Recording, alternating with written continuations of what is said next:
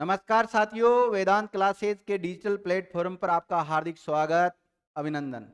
विद्यार्थियों, आज हम जो चर्चा करेंगे वो पशु परिचर भर्ती से संबंधित एक टॉपिक है छोटा सा। उस टॉपिक का नाम क्या है? पशु बीमा। देखिए विद्यार्थियों, जिस प्रकार व्यक्तियों का बीमा होता है इसी प्रकार पशुओं का भी बीमा होता है। जैसे हमारा इंश्योरेंस होता है ना, तो उसमें पशुओं का भी इंश्योरेंस कराया जाता है। इससे क्या होता है, आजकल पशु बहुत महंगे महंगे आते हैं, दुधारू पशु होते हैं, वो बहुत महंगे आते हैं। कई बार आकस्मिक उनकी मृत्यु हो जाती है। और तो ऐसी स्थिति में उस किसान को, उस पशुपालक को काफ़ी नुकसान हो जाता है। तो फिर वो ऐसी कमर टूट जाती है कि वो दोबारा मतलब पशु लाने की हिम्मत ही नहीं रखता, या फिर बहुत ज़्यादा कर्जे में वो डूब जाता है। तो उन सबको एक मतलब मजबूती प्रदान करने के लिए सरकार के द्वारा कई योजना चलाकर उसका बीमा कर दिया जाता है। साथ ही में कुछ प्राइवेट और कुछ गवर्नमेंट बैंक है, वो उनका बीमा करने का काम करती है। कौन-कौन से बैंक है जो पशुओं का बीमा करता है, सरकार ने कौन-कौन सी योजना इनका बीमा से संबंधित चला रखी है, उनके बारे में भी हम चर्चा करेंगे। आगे जानते हैं विद्यार्थियों, टॉपिक का नाम तो आपको पता ही है, एनिमल इंश्योरेंस है। पशु बीमा इस टॉपिक का नाम रहने वाला है। और इसमें कुछ बिंदु हैं, उनका ध्यान रखना। सीधा-सीधा मैं बता देता हूँ। वर्तमान में मनुष्य के जीवन बीमा के साथ-साथ पशुओं का जीवन बीमा भी किसानों के लिए एक महत्वपूर्ण हो गया है।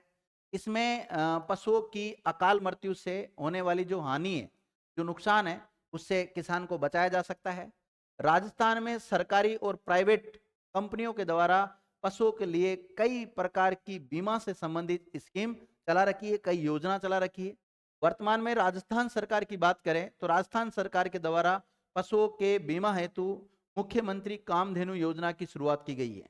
तो मुख्यमंत्री कामधेनु बीमा योजना है, ये पशुओं के बीमा करने से संबंधित है।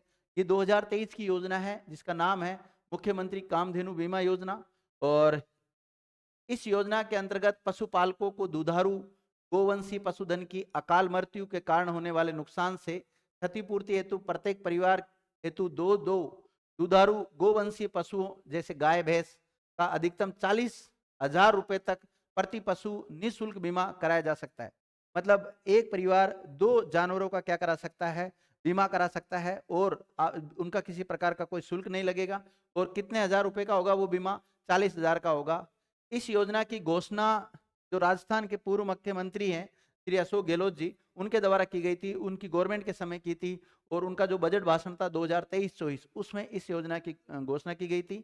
अगर बात करें इस मुख्यमंत्री कामधेनु बीमा योजना की शुरुआत कब हुई थी, तो 6 सितंबर 2023। डेट याद रखना विद्यार्थियों, 6 सितंबर 2023 की डेट है ये मुख्यमंत्री कामधेनु बीमा योजना की। और इसकी शुरुआत हुई थी विद्यार्थियों गुलाबपुरा भीलवाड़ा से हुई थी। और अशोक गहलोत जी ने इस योजना का उद्घाटन किया था। इसी प्रकार सरकार के द्वारा प्रथम वर्ष में इस योजना के लिए 750 करोड़ रुपए का अनुमोदन भी किया है। कितना किया है? 750 करोड़ रुपए है विद्यार्थी, उसका अनुमोदन किया है। इस योजना में राज्य से लगभग 20 लाख किसानों और पशुपालकों को फायदा होने वाला है। तो कितने किसान या पशुपालकों को फायदा होने वाला है इस योजना का? 20 लाख लोगों को फायदा होने वाला है। इस योजना के तहत दी जाने वाली आर्थिक सहायता सीधे किसान के बैंक खाते में ट्रांसफर होगी विद्यार्थी। जो अभी बताया ना आपको, 40,000 तक का बीमा कवर किया जा रहा है इसमें। इस योजना के तहत प्रत्येक परिवार को 2 पशुओं तक बीमा किया जाएगा, जिसमें दोनों पशुओं को 40-40 हजार का बीमा कवर दिया जाएगा। मतलब जैसे गाय एक भैंस, ये दोनों गायों को भी आप रख सकते हैं, 2 पशुओं का बीमा किया जाएगा। मतलब टोटल एक जो किसान है उसको 80,000 तक का बीमा मिल जाएगा। तो काफी फायदा मिल जाता है अगर गवर्नमेंट अगर इस प्रकार से सहयोग करेगी तो। सरकारी बीमा योजना के अलावा 4 गैर सरकारी जीवन बीमा कंपनियां भी हैं विद्यार्थियों, जो पशुओं का बीमा करने का काम करती हैं। इनका नाम क्या है? ओरिएंटल इंश्योरेंस और न्यू इंडिया इंश्योरेंस और नेशनल इंश्योरेंस। तीन तो ये हो गए। और चौथा है यूनाइटेड इंडिया इंश्योरेंस। ये 4 कंपनियां हैं, गैर सरकारी कंपनियां हैं, ये बीमा करने का काम करती है। Oriental insurance, new India insurance, national insurance और यूनाइटेड इंडिया इंश्योरेंस। इन कंपनियों का भी नाम याद रखना कि कौन कौन सी कंपनियां हैं जो ये बीमा करने का काम करती। कई बार पूछा जा सकता है निम्नलिखित में से कौन सी कंपनी, कौन सा बैंक पशुओं का बीमा करता है, कौन सा नहीं करता है। इसी प्रकार पशु का बीमा करवाने के लिए पशु चिकित्सक से पशु स्वास्थ्य प्रमाण पत्र लेना होता है। क्योंकि कई बार क्या करते हैं, यहाँ पर भी फिर बैंक के साथ इन कंपनियों के साथ धोखा हो जाता है। पशुपालक या किसान लोग भी कई बार धोखेबाज निकल जाते हैं, क्योंकि जानवर बीमार है, बीमारी से ग्रसित है वो, और उसका वो बीमा करवा लेता है। बाकी हकीकत तो ये है कि जो डॉक्टर होता है उसका सर्टिफिकेट मिलने के बाद ही उसके द्वारा एक प्रमाण पत्र दिया जाता है कि ये पशु बिल्कुल स्वस्थ है, उसके बाद में ही उसका बीमा किया जाता है। बीमा लेने पर बीमा कंपनी पशु के कान में एक छल्ला पहना देती है, क्योंकि जिस पशु का बीमा कर दिया जाता है उस पशु के कान में एक छल्ला पहना दिया जाता है, जिससे पहचान हो जाती है कि इस पशु का ही हमने मतलब बीमा किया था। कई बार क्या होता है, बीमा तो हमने दूसरे पशु का करवा लिया और मर गया दूसरा, तो फिर ऐसी स्थिति में हम दूसरे का बीमा उठा लेते हैं, जो कि गलत है। करप्शन को बढ़ावा देना है।